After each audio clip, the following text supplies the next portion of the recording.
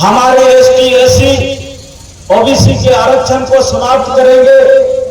और एक चीज सभी कार्यकर्ता को ये सोचना पड़ेगा और समझना पड़ेगा कि ये 400 पार का जो नारा लगाए हुए हैं, ये 400 पार का एक माने होता है। और आप संवैधानिक तौर पर चला जाइए, इतिहास के पन्ने को उठाकर देख लीजिए कि कहीं ना कहीं 400 पार करने का नारा और इसका जो लक्ष्य है, कहीं ना कहीं भारतीय संविधान को खत्म करने के लिए आपको लोकसभा में 2/3 बहुमत की आवश्यकता पड़ेगी।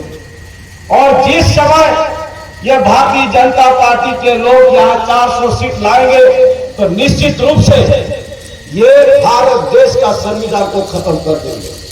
और जो इनका आरएसएस का एजेंडा है, वो एजेंडा इस देश में लागू करते हैं।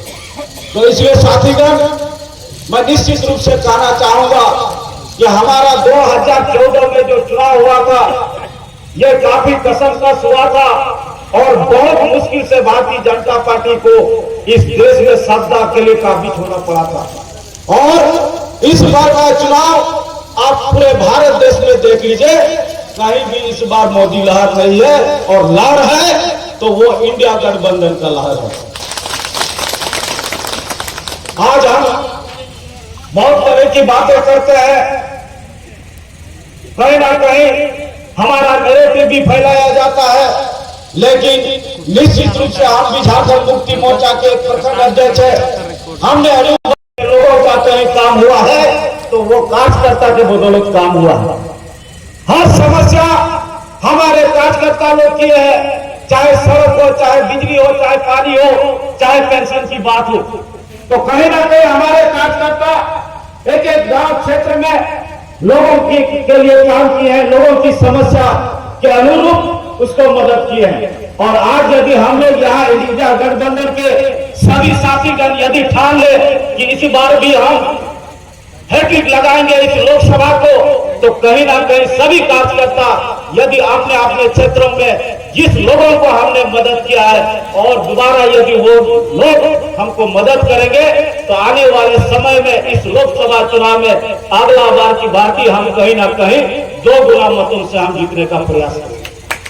तो इसलिए साथीगण, चूंकि हमारे अभिभावक भी हैं और हम निश्चित रूप से कहेंगे, हम आज ही हम अनुरोध करेंगे, चूंकि राजमान लोग हम निश्चित रूप से 100 या 200% हम जीतने का काम करेंगे। लेकिन हमारा अनुरोध रहेगा, जैसे आप जीतेंगे, माननीय सांसद महोदय से निवेदन होगा कि आप जीतने के बाद इसी प्रकार से एक बार इंडिया गठबंधन के सभी साथी गणों के साथ सम्मान साझा करेंगे।